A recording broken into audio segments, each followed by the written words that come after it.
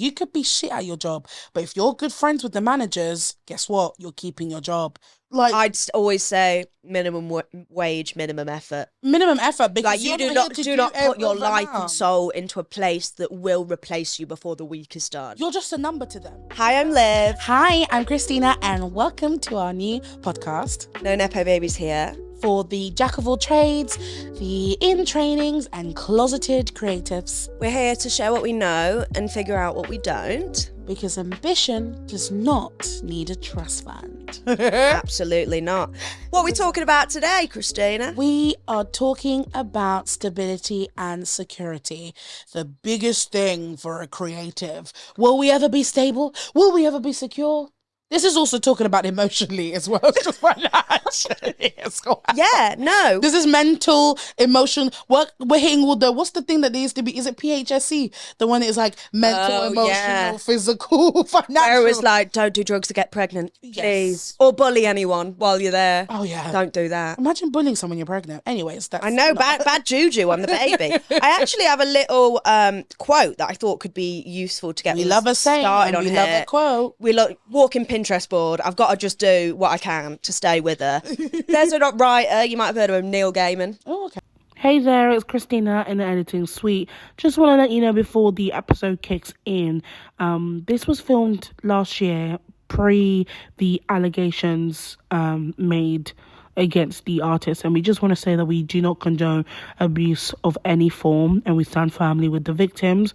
This space that we have created is all about honesty and holding yourself accountable and looking out for everyone, and we do not agree with the person and what they've done. Thank you very much for your understanding. He's made a lot of. He wrote Coraline. Oh, he wrote Good Omens. Like, Good Omens, good. He's a top-notch writer. It's got my husband David Tennant. Oh, sorry, not husband. I'm like, obviously he's a married man, but like I really fancy him. Anyways, this. My husband David Tennant. What are you talking about right now? Shit. Maybe we could go halves. Okay, but do you know what his real surname We could is? take turns having a What's his David real Tennancy. surname? What's his real surname? Isn't it something crap like Smith? Incorrect. It's David McDonald. Well, he doesn't want to be. That is. How do you know that? Because I just know these. Okay. It's because I bet he really wants you now. Okay. So Neil Gaiman has this amazing book that was illustrated. It's just a mini book by Chris Riddell, who's been like the kids laureate. And it's just about, it's called Art Matters, and it's like about why making art matters. And this is a quote from it that I think about a lot. And it goes, so sometimes the way to do what you hope to do will be clear cut. Sometimes it will be almost impossible to decide whether or not you're doing the correct thing, because you'll have to balance your goals and hopes with feeding yourself, paying debts, finding work, settling for what you can get. Something that worked for me was imagining that where I wanted to be, for me, was an author, primarily of fiction, making good books, making good comics and supporting myself, was a mountain, a distant mountain, my goal. So I knew that as long as I kept walking towards the mountain, I would be all right. And when I truly was not sure what to do, I could stop and think about whether it was taking me towards or away from the mountain. I said no to editorial jobs on magazines, proper jobs that would have paid proper money, because I knew that, attractive as they were, for me, they would have been walking away from the mountain. I love that. I feel like that's in my tutoring, actually. I get my kids to make mountains. So I work with a lot of the kids that I work with usually have ADHD, dyslexia, autism. And at the very beginning, what we do is we draw mountains, which are like maybe getting better at grammar or being able to communicate effectively. And that's so good as well, because for them as like neurodivergent kids, they're never going to have a point where they're going, why am I doing this? Yeah. You know that you're moving towards that thing. Yeah. And it's like, I find that a lot of neurodivergent people, they want a logical answer like that in a way.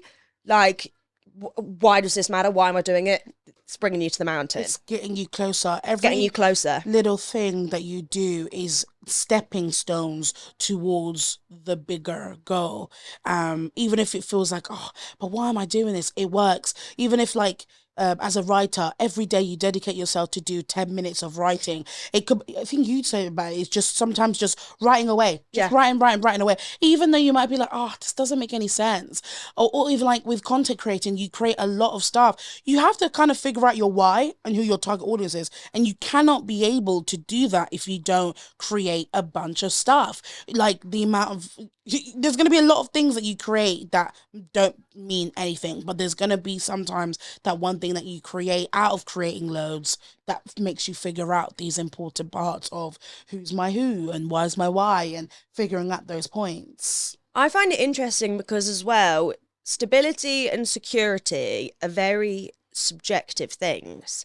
Because no one was turning around to me during COVID when all the waitressing jobs weren't there and I was still working because I work remotely. Suddenly, I wasn't doing something unstable. In fact, if anything, like life itself is unstable. Do you know what I mean? If another pandemic or something came along, the people that work in the restaurants, the chefs and stuff, their so-called security, stability is gone. Yeah. So again, it's kind of an illusion, I would say. But that being said, if stability and security are like your thing, are the most important things to you, you don't want to come around here. It's not the one. And you kind of, I was watching a really there's this woman, I've got a purposeful folder that I keep this, where it's like all the things that inspire me for this. I think my well no, I'll let you you carry on that. and I'm gonna I think as well, like a lot of because you're not necessarily being creative going to establish security and stability immediately in the stereotypical sense.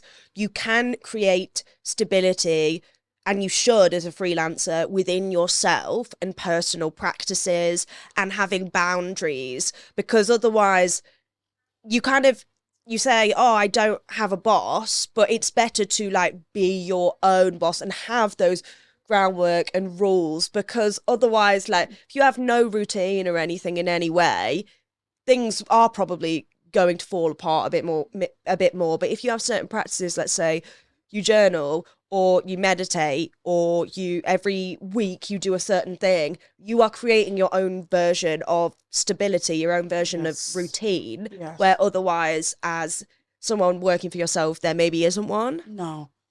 I found the video. It's this her name is Kitty Noor with a Knorr, and this is what she said. I won't play all of it, but I will just play enough so that you can. Creative person, your real job, the job that like puts food on your table, helps you pay the bills, that job is actually your side hustle. Yeah, you said that. You have to do out of survival, that's a side hustle. And I think this perspective is really important. Absolutely. Help us prioritize our art and our creative pursuits more. Just gonna leave it at there, Yeah. but I will put that link in the video. But I just thought it was so important because we've all spent so many time prioritizing some 9 to 5s or our part-time jobs as being like the main one, and even questions when people ask you what do you do for a living, and then you kind of had to explain, and it's like people think that your career is actually the part-time or the side hustle or your 5 to 9. I'm like, no, that's the main thing. Everything I do for my 9 to 5 or in my part-time job is to fund this. And especially when we come from socioeconomics as we do, a lot of the things that we invest into, whether it's like studio time or whether it's like the lighting and the tripods that we use for content creating, or even the workshops for acting or any type of creative, that's off our own back. And so we have to make sure that our 9 to 5 is the thing that funds all of this. So that's not the main thing. And you have to remember that, otherwise you can get swept away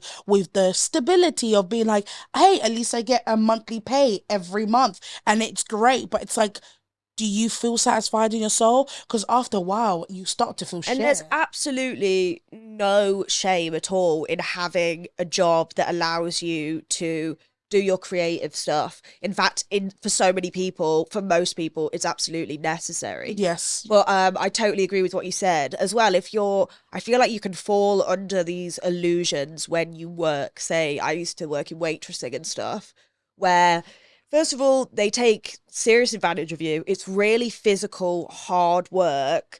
And they'll say things such as like, oh, well, we're all a family. Don't ever be drawn into any type of business or in the work environment that says we're like a family. The moment they say that, leave or just distance yourself, because it creates such an over familiarity where it's like you like that circle. Your work is your work. There never should be anything that should over exceed it, because What that's they when they mean start is demanding. we're toxic when They're they say toxic that. as fuck. We're going to expect stuff of you Yeah. that someone should not. Thursday night drinks, you have to go. Because if you're not, and I've noticed this with most jobs that I've been, especially office ones, right? Your dependability on your job is not because of the work you do. You could be shit at your job, but if you're good friends with the managers, guess what? You're keeping your job. Like, I'd always say minimum wage, minimum effort. minimum effort, because Like, you do not put your life overnight. and soul into a place that will replace you before the week is done. You're just a number to them. Just best believe that you are a number to them. And especially when you do have creative aspects, they hate when you say, oh, I can't, like, I won't be able to be this way, like, or I can't do this day because I need to do a creative thing. And they start and they treating you try in to some kind of way. manipulate you Yeah. and your time Yeah. as that being wholly to serve them, which was crazy. Like, I remember having that when I was like 16, 17. Mm-hmm. And it's like, tell me why I'm closing down a pub for minimum wage while someone sat upstairs in the office getting paid like double, triple what I'm getting paid, but I'm the cheap person to pay. And you're doing that because I'm young. They had me do that like before my days before like my GCSEs and stuff, and they were so like, messed up. "Well, you've got to do it." I'll never forget when I was on minimum wage. We had a table come in, and they waited for me to go into the kitchen to clear the plates, and they walked out. Walked out is not. They ran out. They didn't pay. Yeah. No. And my manager comes up to me. I'm 16 and goes, "You're gonna have to pay for that table." What? Which would have been more than my shift that night. And I am so glad that for whatever reason, I absolutely stuck my heels in and was like, I am not paying for that. That's not your fault. Exactly. And they kept saying to me, oh, well, actually, it's in the contract. Actually, and I kept being like, can I see the contract? Yeah. I don't remember signing the contract. And they couldn't provide it. And luckily, I messaged my mum, and my mum was like, that's illegal. They're not allowed to do that. Yeah. But they were, just for the sake of not having to have it on, they would have done that. They would have taken, I'm there the week of my exams, working, and it would have been me being there for free because someone had purposefully waited for me to be out of the way. And That's messed up. I have 14 tables. I can't watch them all at one time. And that's the thing. That's a negligence on their side, because why do you only have a certain amount of staff? And if this type of situation was happen, that's on your fault. That's not on her. Yeah. Absolutely. That's so messed up. Isn't it? And that's the thing. They just don't put so much emotion or anything into what is your day job. Do you know what I mean? Because they will want that from you because you're easier to manipulate to do things when that is the case. You just reminded me, like, when I was I was like in drama school, because you'd always have to work on the side as well. And I remember I was working in Lavisa inside the mall. Why am I doing the general manager's duty? I'm going to the bank to put the money in I'm taking them out, going to the bank. Why am I? That's not within my, like, that's not my pay grade. No, that's above my pay grade. But here I am going and putting my mum used to be like, oh my God, like, you're doing the manager stuff. I was like, yeah, but I'm not getting paid the manager stuff, am I? Like, I'm opening up the shop, I'm closing the shop. And it was only because it was my third year that I had a bit more leniency. Because if this first year, I would have never had that access to. So I worked for a tutoring company, and I hope this is given examples of sometimes the stable and secure places, that is a complete illusion. The unstable and unsecure So places. I worked for this tutoring company, and I found it odd when I first started working there that I was the oldest there by like quite a margin. Like the two women in charge, one of them was 20 and one of them was 17, 18. Oh. And so these women they're doing literally all the work. I'm talking to the parents, taking phone calls, doing paperwork. They're getting paid the same as me. Oh. who is literally, because they're under the gap of 21 when the wage goes up, and they're easy to take advantage of. And this is the guy that ran this place who was no shade, but was a Nepo baby. We can always cut this out, but I'm pretty sure it was, he was like an heir of Guinness or something. No way. Yeah. So he was, and clearly he'd hired one of his absolute shithole Nepo baby friends who just never did anything, never answered the phone. He was supposed to be like the person in charge, was never there, was collecting this paycheck, never there. And I'll never forget going in, and it was my job to tutor like GCSE English. There's like 3 kids, they're all doing different books. So I kind of set each it's pretty full on. I have to keep going round. And I remember getting a message from him being like, oh, do you mind if you could also combine your class with the combi class? Combi is 6 to 10 years old. You want me to combine that with a GCSE class? That's Because you're crazy. short. And I said, well, I'm not going to do that. And would I be getting paid for 2 classes? Yeah. No, but it's a good thing to do if you're a team player. This is the way that they try to get you. There's certain words that they try to manipulate you with. Oh, you need to be a team player. I don't need to do anything I'm that not on doesn't your require team. I'm absolutely me not to on your be- team. If my shift says I'm meant to be at 4 to 8, I'm going to be there at 3:59. And I'm opening my computer at 4, and at 8, I'm already out of the building. I used to hate jobs that be like, oh, like you kind of have to come early so you can start setting up. If it says 8, why am I coming at 7:45? Yeah. So that I can come up and set up. They're like, by 8, your computer should be on. By 8, my butt should be on the seat, turning the computer on. I don't need to be in any earlier because you're not paying me to be here any earlier. You're not paying me for the extra sleep that I'm missing out on. You're not doing that. And as well, they really don't respect you, because I'll never forget when eventually he got fired, might I add, we had all sent, so the 2 ladies, bless them, that are like running this thing, really young, that one of them's also like in school, do you know what I mean? They send a letter to the people, up people in charge, being like, hey, we're really concerned. He's not available to the parents. Like, parents don't know what's going on. We don't have, he was not doing his job. Yeah. Do you know what they did? Showed him. What do you mean showed him? Showed him the email they'd sent about him. So then he just kicked off at the 2 of them. How? Imagine the people that you're supposed to like be responsible for come to you with something like important that also regards the safety and well-being of children, and you just completely stab them in the back like that. That's really messed up. It was terrible. But these are type The of only reason he environment. lost his job was because literally half of the students, their parents took them out because there was no organisation anymore. Okay. And then at the end of it, when it was literally getting shut down, the other manager was like, yeah, we just could have never seen this coming. What are you on about? The telltale signs were We've been there. telling you for months. Yeah, Like, we've been absolutely. telling you this is falling. It's so humiliating to like go in, and we would get like yelled at by parents because they're like, well, this guy doesn't answer my calls. But that's got nothing to do with you, and that's actually really messed up. They had me start before my DBS check, which is Hey. illegal. Listen, there's a lot of places that be doing stuff, especially for us creatives, because we really need work that's flexible so that we're able to dedicate our time to our creative aspects. We end up doing horrible jobs like call centers and these 0-hour contract jobs places. And honestly, if you've ever been to a call center, please just reverse, get out. Because any call center I've ever worked in, I'm not going to name names, but everyone that is a creative will know there's one that's very popular in in London. It is like secondary school on crack. Like there's no organization. The people that are managerial roles, it's just like they will pick and choose what type of energy they're going to be with you today. They'll be yelling down your throat and be like, you need to get the sales, you need to get sales.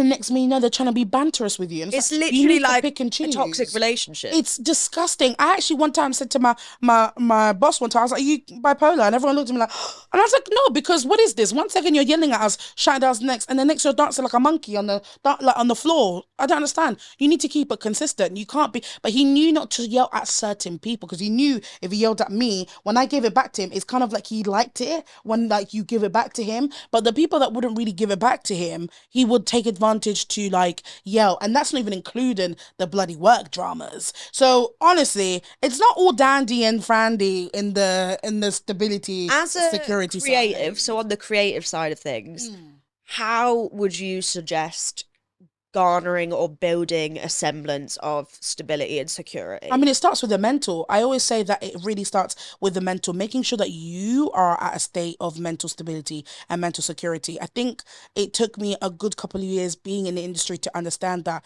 the stability and security that I was looking for was never external, it was internal. The external validation of having a job that provides me money every month is well and good, but if I don't mentally feel great, that money is nothing. If I am not taking care of my mind and making sure that my mindset is as positive as possible. And it's not that it has to be positive all the time, but I'm always remaining hopeful. I'm always remaining to see the mountain. I'm remembering to myself, yes, okay, cool. This is one bad day, but that doesn't mean that tomorrow is going to be a bad day and the rest of the week is going to be a bad week. Or that it's a bad life. Yeah, or that it's a bad life. Yeah. I always say it's a pit stop. All of these jobs, all of these things are pit stops because I always have to think, if I'm here at this job, it's so that it can give me money so I can put in towards my career. So it's not the be all and end all, because one day this will actually sum up for something. You have to change your mindset. A lot of people don't realize, like, oh my God, why am I not getting these jobs? Why am I not getting this? It's like because our mindset is not allowing us to think opposite of scarcity. We're just thinking, oh my God, if I spend all this money, then it's gonna go and stuff like that. In order for you to make money, you have to You spend gotta money. spend money, You have to spend money. That's just kind of like the rule of it. And once you kind of get your mindset to being stable, it doesn't matter what environment you're in. It doesn't matter where you are. When you have sanity and when you have like control over yourself, it's a mind over matter thing. And then you start to be like, okay, cool. It's okay if like, I don't know if I'm going to have a job tomorrow or the next day, but I will always figure it out. Some way it'll always work out. Yeah. And then on the kind of adding on from that, it's like when you do have those moments and you get a big pay or something, like be a bit, always put a little bit of it to the side. Yes. Because there is dry seasons. Oh, do you know yeah, what I for mean? sure, for And sure. usually the bit I put to the side eventually gets eaten into, and it's a good job I left it there. It's the emergency it's- pot. Yeah, and it's like you need that, and that will as well just take the general stress out of your head. And I'm not saying now there's no one that's like giving me a sum of money that's my emergency pot. Absolutely not. This is like a little amount that I've made Saved over time. that I've saved over Yeah. time. That just if shit hit the fan, Yeah. then you've got a little bit. But as well, I think diversifying your income streams, having multiple, if you can establish passive income, which we will definitely talk about going on, and you can do that with a bunch of things. You can build up passive income. I think you have to be very clever in the way of sense of how you earn money and how you can utilize it the best way that you can, and also just always be connected in terms of like sometimes there's like agency works, there's like I think it's office angels for like administrating ones, and then there's like loads of other like I do event work, which is Yeah. perfect for me because I don't want to show up to the same place every day. No. But with event work, I know I'm working these groups of days. I'm going to an event and they have my full attention for that amount of time, and then it's over and it's done. But it's like pretty decent pay, and it just subsidizes that little bit. It means that I'm not, because the last thing you want as well is to reach a point where you're not even enjoying what you're making anymore because you're so worried about having money. I know, and it's hard though because it's like it's so easy for us to sit and be like, oh, don't worry about the money, and we're not saying that at all. We're just saying that like be mindful in the quest of making sure that you have money to fund your lifestyle, that you also take time for your creativity. Don't let your 9 to 5 or your main source of income over consume you. Just because it's the main source of income, that doesn't mean that's your main source of what you want to do. Like that lady said, it's a side hustle. Yeah, and none of those things equate to your worth No, either. no. Like things are going to be a bit difficult. Like if you're in the UK, like we're in the cost of living crisis. Like Yes. it's brutal, it's difficult, and I think your feet like I especially getting ready for Christmas and stuff this year. Like I felt that kind of like crunch, you know what I mean? Because everything's more expensive, Yeah. and it's not easy, but it's kind of stability and security, you know what I mean? Goes back to what we said in our early episodes, which is you got to choose your hard.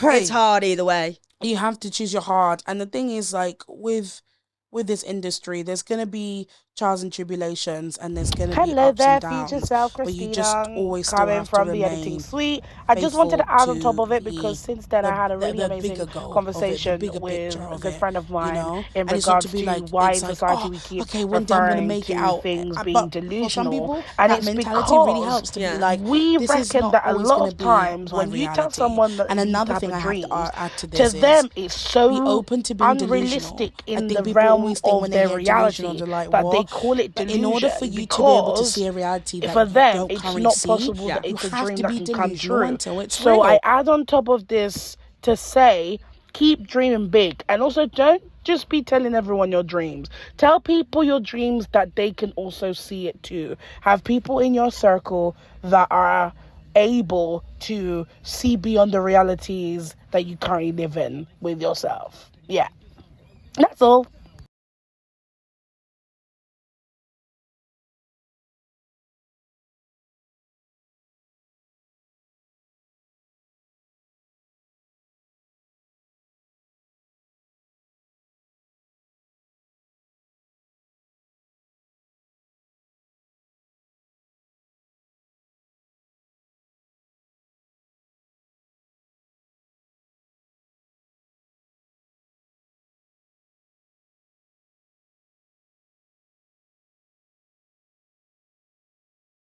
Yeah. So tap into that, because that also helps with your mental stability when the days feel shit. Because delusions do become real. Delusions It's are like I've said Lulu. this before when I was doing all my journaling of getting paid to go on holiday. Yes, It happened. it happened.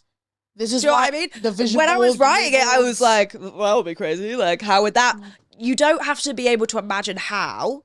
You just have to pick your mountain. Do you know what I That's mean? it. And I think if you want a little exercise in if you're trying to figure out what's important to you, what you want to do, what you like want from life, I would draw some little mountains, which are like the things that you really look towards, that you really admire. A good way to do that is sometimes looking at people that make you a bit jealous or things that make you feel a certain way. And then if you can ask yourself each time you're at these kind of hurdles of finances, of maybe having to pick up shifts and things like that, you can ask yourself, does this move me towards my mountain? And you know, if you don't have any money and you need food, then absolutely it does. If it's like, well, no, that it would be the easier, more convenient thing, but I can also do it in this way, then move towards.